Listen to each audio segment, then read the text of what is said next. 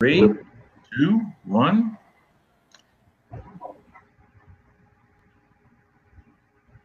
Hey everybody, Tom Britt coming to you live from Geist Reservoir with the Geist magazine, and this is going to be the first of a series of little podcasts we plan to do. We're calling them Lunch and Learns.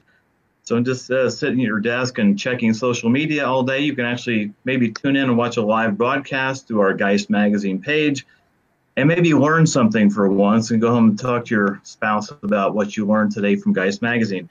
Now, our first guest today, and this will be no surprise to Geist Reservoir residents, he's the commissioner of the Indiana State Commission on Securities. And let me get his picture pulled up here. Let's do, there he is, Mr. Alex Glass. Alex, thank you for joining me today. Well, thanks for having me, Tom. And just so everybody knows, Alex is coming from downtown at his office. He's not coming from a bunker in a remote location, as you might think. But Alex, you had some big news this week. You guys launched a new securities portal, and it's securities.sos.in.gov. Tell me about the website. Why did you guys need this website? Well, establishing an online presence to ease both constituent and industry interaction with the office has been a very high priority of Secretary Lawson. In fact, in the last couple of years, we've really been working on a top-bottom redo, upgrade of all our technology systems. So we started with our case management system, went to our registration system, and the portal is just kind of the last aspect of that upgrade. Gotcha. So let me ask you this, Alex. I think Geist is kind of like the Bethlehem of fraud. I mean, we're the birthplace of fraud, at least locally here in Indiana. I think we've had Marcus Schrenker jump out of airplanes. We've had Tim Durham with 30-some cars in a garage. We've had Keenan Houck, who kind of went under the radar because he was the third one in this line of procession of fraudsters. Just right. How prevalent is fraud, like securities fraud? Is it more prevalent than we know? Well, I mean, that's a hard question really to say. What I can tell you is we get approximately 200 complaints a year from Hoosiers on various issues related to our jurisdiction. At any given time, we're going to be investigating 60 to 70 cases that'll be both administrative and criminal. Securities is a very difficult area of law, so I think there's a lot of confusion. I mean, you throw in the federal aspects with the state aspects, but it's very different to go from potentially being confused for a registration issue to running a Ponzi scheme or just starting up a hedge fund to just steal money from hardworking Hoosiers.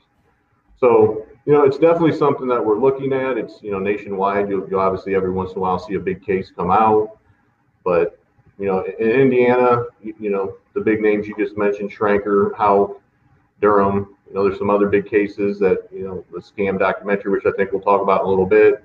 So our office has definitely investigated this, and, it's out there, so everybody needs to be real careful about it. So do you watch American Greed? You watch the show and... Well, I mean, of course. I mean, that's one of my favorite shows, and I believe I was today that actually watching an episode is kind of what got me interested in this area to begin with, and kind of brought me to the office. Yeah, and tell me that backstory, because you told me yesterday this backstory, but I think it's interesting how you ended up where you are, because I'm always fascinated by people's backgrounds, how they ended up being in charge of Securities Commission in Indiana. How did you get started in this? Well, basically, I was working a great private sector job, director of operations at a small marketing research company in Carmel. Financial downturn happened, couldn't pay the salaries anymore. So I was just home one night after being laid off, turned on TV, American Greed's on. It happens to be the Marcus Schrenker crash and burn episode. So I'm watching that episode, and it's very interesting, obviously. And a law school classmate of mine happens to be on there. She was working at DOI at the time. So saw it, I gave her a call, said, hey, I find this interesting. You have any openings in the office? No, but she said, hey, check out the securities division. They're always looking for good people. So actually applied for an investigator job. I had my law license at the time, so it was a pretty extreme pay cut. The thought was, hey, I'll get in, do this. If I enjoy it, I can move up to being an attorney in a couple, when something opens. And the rest of the path just kind of happened, and the secretary appointed me as commissioner on July 1st, 2015. So I've been here ever since. That's interesting. I'm always fascinated by people's backstories because especially when I see people out that have such a niche job like you do. Talk about the office, because you have a whole staff. You've got a lot of people that work 5 days a week on fraud protection and fraud prevention. What else are you guys doing besides the website to maybe enlighten people about how to spot fraud, how to avoid fraud, or maybe how to pinpoint one out of a crowd? Well, I think first to add to what you said, we do have a great staff here, a great staff in the entire Secretary of State's office, but the Securities Division in particular, about a lot of hardworking civil servants. And what people don't realize is it's not just securities that we regulate. We also regulate loan brokers, collection agencies, franchises, continuing care retirement communities. You name it, it seems if they don't know a place to put it, they throw it in the Securities Division. So a very hardworking staff, but in particular, there's three aspects to what we do. There's registration, enforcement, and then outreach. We have two great investor education coordinators. Our senior investor education coordinator is Kelly Greasy, and our junior one is named Kylie Hale. And they travel the state. They educate seniors on investment fraud. They educate young people on financial literacy, which that change happened about 5 years ago when Secretary Lawson came in. We used to just focus on fraud prevention education.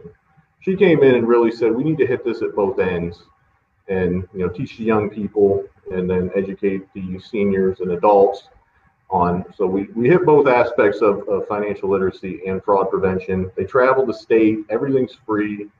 We have a lot of great programs. I don't know how much in detail you want me to get about some of those programs, but, we're always looking for new opportunities and ways to spread the Secretary's message.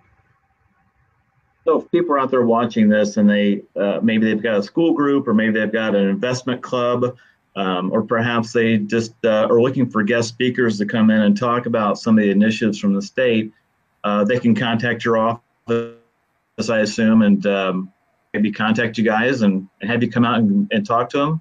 Does that sound good? Absolutely. They go to indianamoneywise.com and they can contact Kelly or Kylie. We have a lot of programs. One of my favorite programs we do is actually they come out and we'll take over classes for an entire day for a teacher. And so, the teacher gets to put their feet up, have a break for the day, and they teach the kids about fraud prevention or whatever topics they want to learn about. And I think it's a great program. I mean, they've gone all the way down south, Bedford, up north. Kylie was in Goshen the other day. So, I mean, we will travel anywhere, and it's free of cost, free of charge. And I think it's a great program for kids. Maybe Kylie can come out and actually run my business for a few days for me and be a substitute publisher. Would that I mean, we're a franchise too, because you could write it off as franchise fraud protection or something, right? No, if it reaches that far, but hey, if you want to get a couple of your employees together, I'm sure we could put together a program for that. Well, that's awesome. Well, Alex Glass, the Indiana Securities Commissioner, thank you so much for spending lunch with us today. Again, if you guys want more information about this, I'm going to put this on the screen right now. This is the website, securities.sos.in.gov. They're part of the Secretary of State's website. And also, you can go on Facebook, Indiana Moneywise, and follow them on Facebook.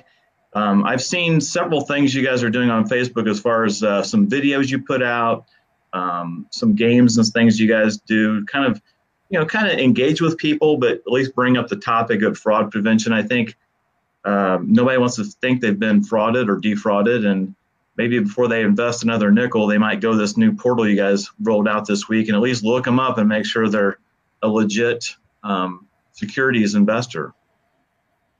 Yeah, absolutely. Investing, always investigate before you invest. That is the most important thing. No matter, I mean, some of the ones you mentioned earlier, those are very trusted individuals.